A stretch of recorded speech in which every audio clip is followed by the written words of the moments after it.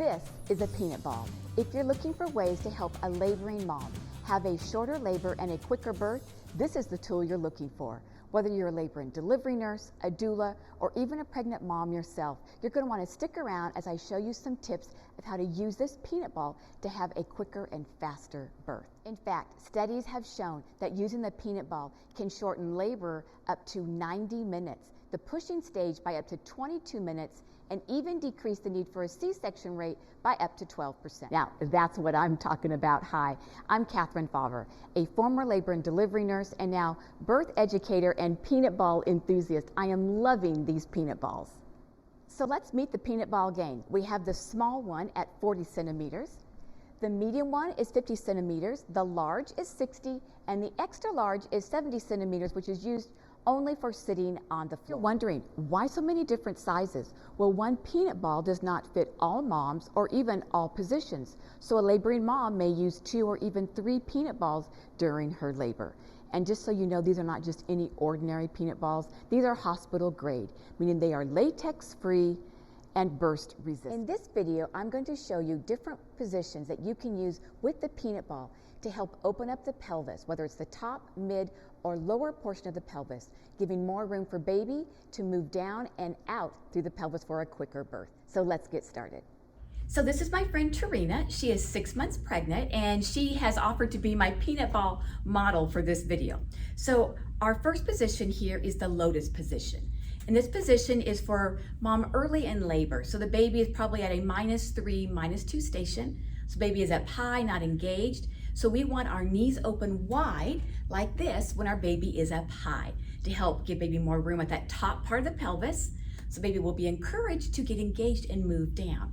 So in the Lotus Position, we have our knees open and we have our feet together. They don't have to touch. We do want them together. And so this is a really easy position.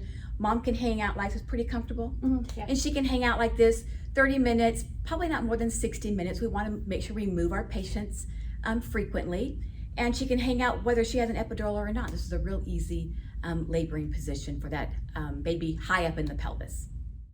Okay, so our second position is the semi-sitting lunge position. This is a really easy position. Once again, it's for that baby in the -3, -2 station, early labor.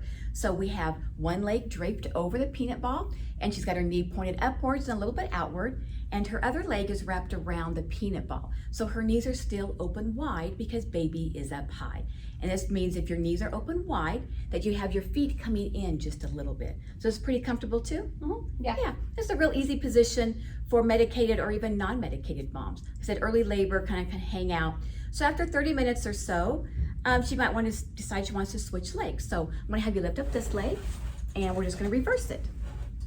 Just put that over there, get it kind of comfortable, and begin to see how she's wrapped her leg around that bottom part. So every 30 minutes, 45, not more than 60 minutes, I wouldn't let a mom stay in one position. We want to make sure she's comfortable and relaxed. Our next position is called Flying Cowgirl. It's a little bit different than a lot of the other positions. In this position, we have her laying on her right side, but we have her knees back behind her hips. We have her back arched and her pelvis is tucked. So this is allowing extra room in here, again, for that baby that is high in the pelvis, that -3, -2 baby. This is gonna open up, give baby extra room, encouraging baby to move down. Now in this position, I wouldn't have mom stay for more than probably 30 minutes, 3 or 4 contractions. Then I would have her flip on the other side and do that for a few more contractions. This is a great position when we've got a baby who's just not moving down. This is a great position to try. Now, I want you to notice that I have her on a little bit of a bigger ball than I did previously. And that's because I want to make sure the ball is supporting her leg and her ankle well. And so this one is not too large that it's torquing her hip and causing her to tense and guard up, but it's also not too small to where her leg is hanging all the way down, being not supported. I'm here in a sideline position. This is a really popular position, especially after mom has just had her epidural placed and she's going to be resting. You lay on her side, it's very comfortable, but we want to open up her pelvis still, because when mom lays on her side without anything between her legs, it narrows that pelvis area. So the sideline position is a great way to open up that pelvis. So this position is for that baby in that -3, -2 station again. Okay, baby's kind of up high. You want to encourage baby to move down into the pelvis. She has her knees open wide and her legs are a little bit more together.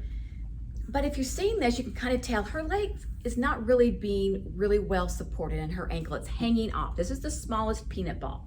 So let's try the medium to see if it's a little bit more comfortable for mom. All right.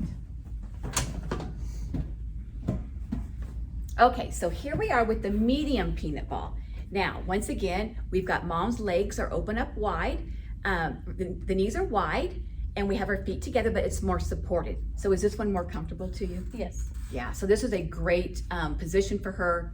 Now, this is what I really love. So this is for that -3, -2 station baby. But what about that mid position baby? Let's say she's been doing this for a little bit and baby moves down into that 0 station, -1, +1, 0 station baby. We're gonna do a midline position. All she has to do is just place her knees and legs parallel to each other. So is that pretty comfortable like that? Mm-hmm. And now we have that mid position baby. This is the position for that pelvis to keep that mid position as wide open as possible. So she can stay like this for 30 or 40 minutes, an hour if she's comfortable. Now, a few things to note. First of all, we want to make sure mom is able to relax. If she's trying to keep herself from moving around, it's not as comfortable. So often we want to put something behind her. You can put a pillow behind her. You can have her lay up against the railing here. Even just putting a towel back here gives her a little support there. And we can also use a towel to stabilize the ball. So you can put it right here, making sure it helps keep the ball stable. And this allows moms to relax more, because we don't want her holding herself in place, because then she's not going to be relaxing her pelvis. How does that feel? That's good. Yeah, great. All right. So this position's great for that mid position baby, but now we want one for the laboring down mom. And if you thought the sideline was great for getting an epidural, this next one for laboring is awesome. It's called the tuck position. So mom's going to grab this ball and bring it towards her and bring her knees towards her, and she's going to be doing a squat in bed. This is really going to open up that pelvis. Now, if she is laboring down, we want to have her knees come in a little bit. As we say, narrow the knees. When baby is down low, we want to narrow those knees so that her heels are open up a little bit wider. So we're going to place this towel like that, and now her knees are coming inward, which are attached to your hips, which help open up the bottom part of the pelvis, which is so important. So mom can labor down and even push in this position. Now we have Tarina in the forward leaning position. This is a really simple position. She's just leaning over a peanut ball, but this allows space for that baby. She gets to hang her belly down low, which feels really good, especially if you have back labor. And this means that support person can get back here, give her a massage, and give her some good counter pressure, which always feels good on mom when she has back labor.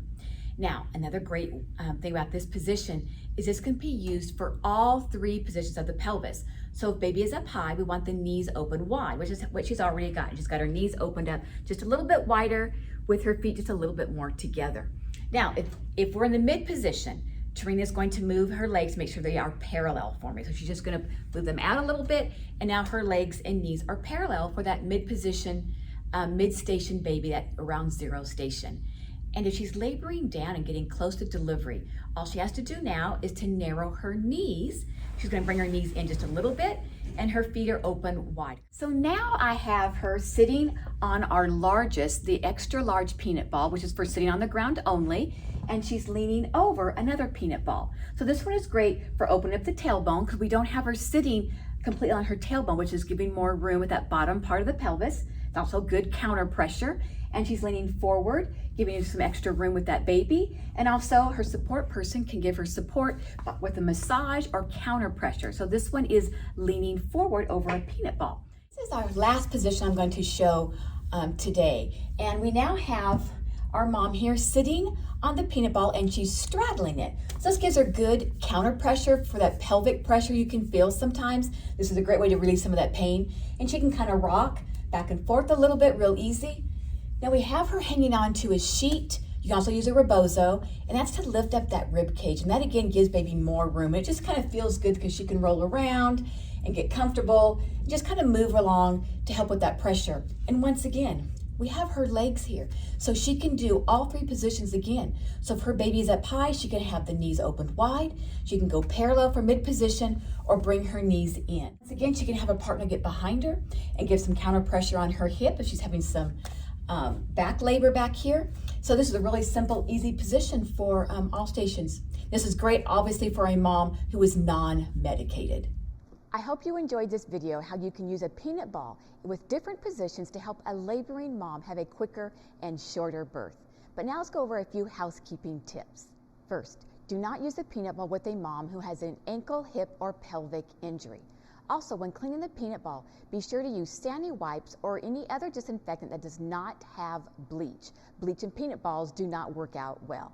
Also, when storing the peanut balls, be sure to store them off the floor, out of sunlight, and to use a cover when using with a patient, whether you use a patient gown and a checks or even a sheet and a checks. If you would like to find out how you can get your own set of peanut balls or other resources like these great laminated peanut ball charts, this is one of my favorite resources. They're colorful, they show you how to position the patient, they're laminated so they're easy to keep clean, and they show lots of different positions. I only showed you a few of them today.